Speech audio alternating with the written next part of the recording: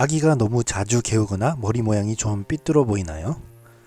또 왜 갑자기 팔다리를 쭉 펴며 화들짝 놀라는지, 이런 하나하나가 우리 아기에게 이상이 있는 것은 아닌지 초보 엄마 아빠에게는 걱정으로 다가옵니다. 오늘은 신생아에게 나타나는 3가지 이상 신호에 대해 알아보고 실제로 위험한 것인지 아니면 안심해도 되는 것인지 쉽게 구별할 수 있도록 모두 알려드릴게요. 저희 아기는 이제 8개월 중반을 지나고 있는데요.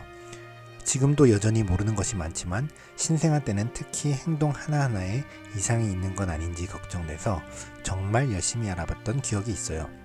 그때의 마음을 가지고 오늘 내용을 준비했습니다. 미국의 유명한 작업치료사인 엠마 채널의 내용에다가 논문과 칼럼 등 기타 자료를 추가로 보충하여 하나의 영상으로 정리해보았습니다. 끝까지 보시면 이상해 보이지만 정상인 모습들에 대해 금방 알게 되실 거예요. 추가로 어떤 상황에서 의사의 도움을 받아야 하는지도 함께 알려드릴게요. 아기가 팔 다리를 경련처럼 부르르 떨거나 움찔하는 모습을 본 적 있으신가요? 깜짝 놀랄 수 있지만 대부분은 정상적인 신경 발달 과정에서 나타나는 현상입니다. 신생아는 아직 뇌에서 몸으로 가는 신경 신호가 완전히 정리되지 않아 잠들기 전, 울 때 또는 배고플 때 팔다리를 경련처럼 움직일 수 있어요.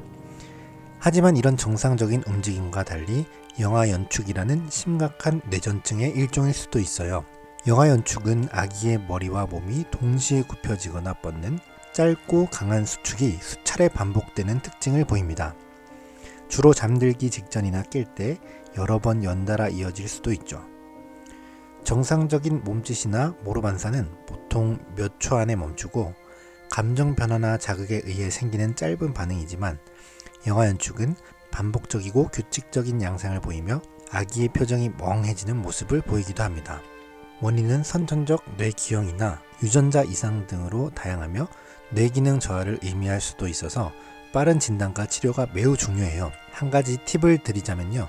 아기의 움직임이 평소와 다르거나 이상하다고 느낄 때 그 순간을 꼭 동영상으로 촬영해 두시고 병원에 갔을 때 의사 선생님에게 보여주시면 정확한 진단에 도움이 됩니다. 아기가 수유 후 자주 토하거나 개워내는 것은 초보 엄마 아빠에게는 큰 걱정거리가 될 수 있습니다. 그러나 이는 대부분 식도와 위를 연결하는 괄약근이 아직 미숙해서 발생하는 흔한 현상이에요. 아기가 아프거나 보채지 않고 체중도 잘 늘고 있다면 크게 염려하지 않아도 됩니다. 하지만 단순히 개워내는 것을 넘어 아기가 고통스러워 보일 때가 있어요. 또 수유를 할 때 심하게 보챈다거나 자주 사례가 들리는 등 불편한 기색을 보인다면 주의 깊게 관찰해야 합니다. 또한 개워내는 양이 많고 체중이 늘지 않거나 감소한다면 단순한 역류가 아닌 다른 원인이 있을 수 있어요. 이런 경우에는 반드시 병원에 방문하여 전문의와 상담하고 정확한 진단을 받는 것이 중요합니다. 태어난 지 얼마 안 된 아기 머리 모양이 약간 찌그러져 있거나 한쪽이 납작해 보일 수 있어요. 이는 분만 중 압력 때문이거나 아기가 거의 누워서 생활하는 습관 때문에 생기는 자연스러운 현상입니다. 특히 한 방향으로 오래 눕혀 재우면 뒤통수나 옆면이 납작해지는 자세성 사도증이 흔해요.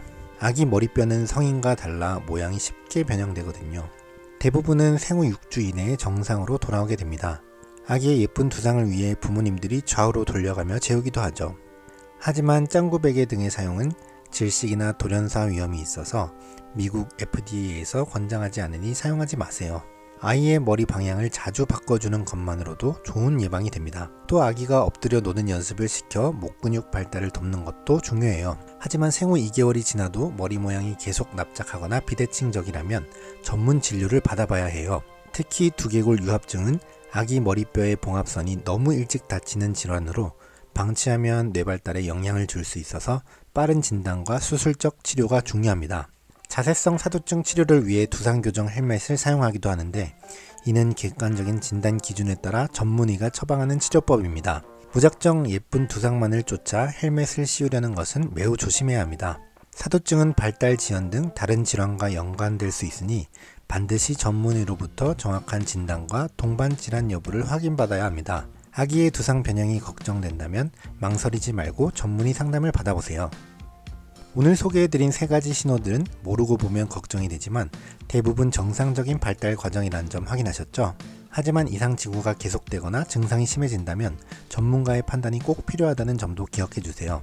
그리고 신생아 시기를 지나며 느끼게 되는 또 하나의 사실은 아기의 건강뿐만 아니라 함께 생활하는 공간이 정말 중요하다는 점이에요. 아기가 많은 시간을 누워있고 뒤집고 금방 기어다니기 때문에 바닥 환경 하나에도 민감해지는 시기잖아요.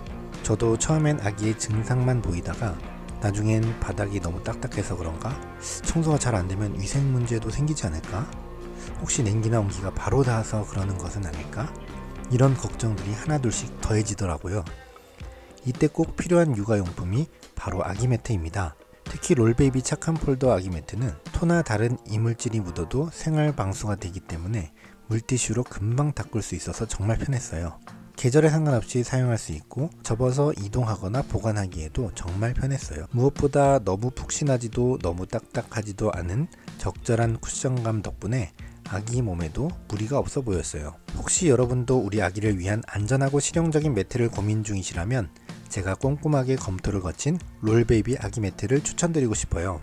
고정 댓글에 제품 링크를 남겨두었으니 관심 있으신 분은 지금 바로 클릭해서 확인해보세요. 건강한 발달도 안심되는 놀이도 모두 챙길 수 있을 거예요. 그럼 오늘도 행복한 육아하시기를 바라겠습니다. 감사합니다.